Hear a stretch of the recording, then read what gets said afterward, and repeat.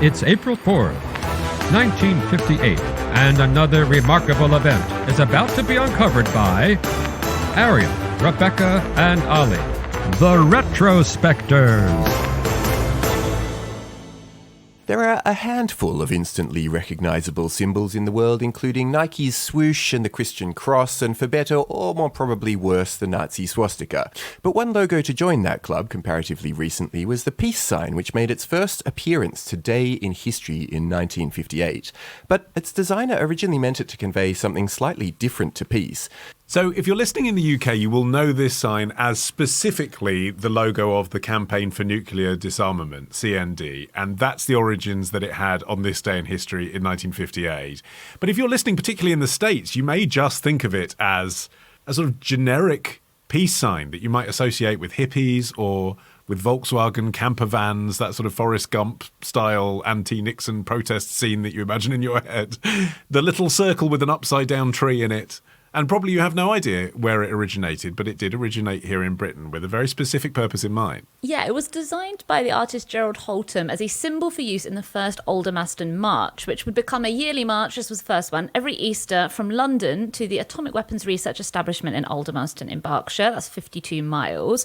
And it was emblazoned on 500 cardboard, what they call lollipop signs, just a very simple stick with something at the top. Half of them were black on white and half of them were white on green, which was supposedly meant to reflect the way the church's liturgical colours change over Easter. Which is a lot of thought had gone into these protest signs. Now they just say, Donald Trump's a but back in those days, it was notice the liturgical significance. Yeah, so what it's meant to symbolise is that the vertical line in the centre represents the flag semaphore signal for the letter D, and the downward lines on either side represent the semaphore signal for the letter N, and then N and D are for nuclear disarmament, and they're enclosed in this circle. There's another reason that he had in mind.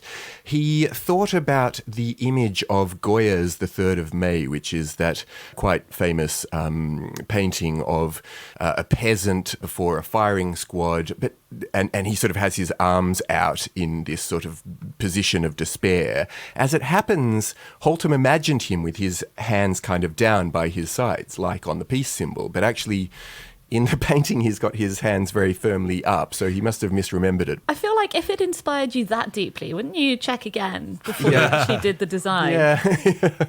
I mean, it wasn't even designed, actually, for the Campaign for Nuclear Disarmament. It was designed for the Direct Action Committee Against Nuclear War, and then it became the symbol of the CND, and then it became a broader peace symbol. And I wonder if he was kind of trying to remodel slightly his inspiration so that it wasn't so tied to this very specific thing. I mean, the way that it became a broader symbol for peace, that too has a bit of dispute about it. It may have been first brought across to the US as part of the civil rights movement, possibly imported by a guy called Bayard Rustin, who was a close collaborator of Martin Luther King Jr., and he'd participated in this London March in 1958, and then the story goes he brought it back with him.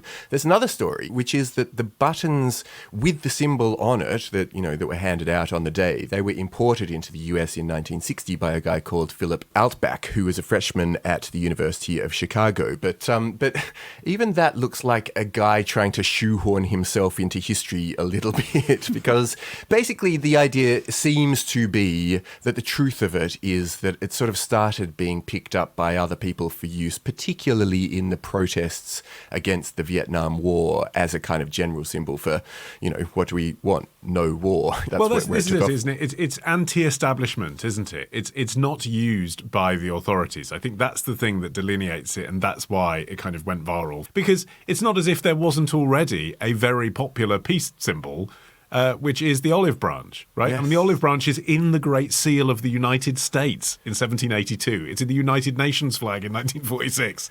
It's not like there was nothing out there to represent peace. Yeah, but a bit harder to draw. What's that there, man? It's like a branch. Give it a minute. Well, exactly. And here you had something that had its origins in something that just seemed cooler because it wasn't on a flag. It was being held by people who were against something that the country were doing, and was easy to draw. I mean, I know you said that flippantly, but that is absolutely right. If you're particularly in a repressive society, you can quickly scribble something on the floor in a chalk Yeah, I mean, that was the issue with some of the previous symbols of peace, because this wasn't the first attempt that was made. So the closest to a universal sign for peace was probably the V sign, although that obviously was V for victory, so it wasn't necessarily peace.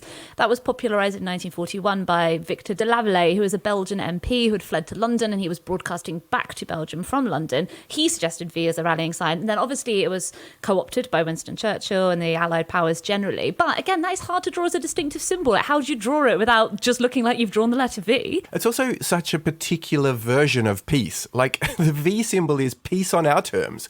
Well, maybe more fitting thematically then to peace is the symbol of the broken rifle that had been in use since the early 1900s, and it became the symbol of War Resisters International in 1921. But again, very tricky to draw. If you're not good at drawing, I'm not much good. I'm not sure I could do that, especially not quickly on a wall with spray paint, you know. Yeah, and also it dates so quickly. Like, all of those flags that have an AK-47 in them, they too must be impossible when you're a school kid trying to draw your national flag. It'll be easier when they update them to drones. Yeah, right. But also they have made a point of not copyrighting it, never copyrighting it, so that no one has to pay or seek permission before they use it. It's a symbol of freedom. It's free for all. But actually, cheekily, two companies tried to trademark it in the same year, in 1970. Both the Intercontinental Shoe Corporation in New York and Love Inc. of Miami tried to make it their very own. But If you're going to march from London to Aldermaston, you need good shoes. Yeah, well, that's true. But the Commissioner of Patents at the time said, no, you couldn't do it because it's basically, it doesn't belong to you, it never did, and it's got nothing to do with your product. So that was shot down. And Gerald Holtom himself didn't ever make any money out of the design. The sad thing is how unsuccessful the campaign for nuclear disarmament has been, really. Like, I was looking up the current figures on nukes in the world, and although obviously there aren't exact figures because, you know, this whole business is shrouded in enormous secrecy, the Federation of American Scientists estimates that there are around 19,000 nuclear warheads in the world, 95% of which are Russian and American, unsurprisingly. The UK has around 200 warheads. But also, like, the destructive power of them has grown so enormously. Like, the Hiroshima bomb was about 15 kilotons, that is 15,000 tons of TNT equivalent, and the Nagasaki bomb was 25 kilotons. But the current biggest yield thermonuclear device in the US is the B-83, which has a yield of 1.2 megatons. So that's like 50 to 80 Hiroshimas put together. It's astonishing. And yet, a lot of the top politicians in Western democracies in particular, kind of in their hearts, would like disarmament, wouldn't they? You've got this strange situation where it's escalated, and yet, at the same time, there would be, for example, a lot of politicians that wouldn't feel embarrassed being at a march where someone was holding this behind them, whereas they would with other symbols behind them. And that's because the symbol can mean anything to anyone. When you actually look into what CND stand for, you go on their website, yes, it's scrap Britain's nuclear weapons. Yes, it's global abolition of nuclear weapons. But it's also no to nuclear power. Yes. It's no to NATO. Yeah. And so actually, once you get into the detail of how would you go about achieving peace, a lot of the solutions that they'd suggest under this banner aren't the ones that people who think the banner is just an innocent peace sign would. Yeah. Well, that links to the reason why Holtom actually regretted putting the symbol the way up that it ended up. He wanted it in the end to be upside down because he thought actually a better semaphore symbol to be involved in would have been U to signify unilateral disarmament. Yeah, I mean, that was what was actually at the heart of the CND when it was formed. It was formed in the wake of an article that appeared in the New Statesman magazine by J.B. Priestley, and in it he urged the British government to give up what was then its recent nuclear programme. Britain had only just become a nuclear power, and it's so weird now that it seems such an ingrained part of life that at the time it really seemed like it was a plausible thing that the government could just roll this back and say, no, okay, we won't be a nuclear power. I mean, they received so many letters to the New Statesman after the article appeared by people who were really keen on this idea and were really uneasy about Britain joining the US and the USSR as a nuclear power. The editor of the magazine, Kingsley Martin, was one of the founders then of the CND because he could see just how much support there was for this. And at the time,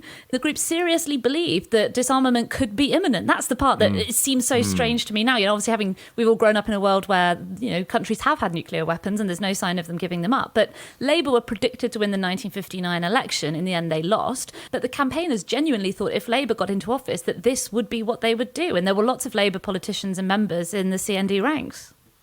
One thing they did do after this day is change the march route whenever the CND did an anti-nuclear march from this point, from Aldermaston to London. So Aldermaston is where the nuclear weapons were and still are manufactured, but they realised that if they're going in the opposite direction to where the policymakers and media actually are, they're more likely to get documented. I thought you were going to say that was a route that took them next to the Intercontinental Shoe Corporation. Tomorrow. There was a fragrance called Shocking, which was in a bottle that was modelled on Mae West's bust. Ditch the ads and get a Sunday episode when you join Club Retrospectors. Subscribe now on Apple Podcasts. Part of the Acast Creator Network.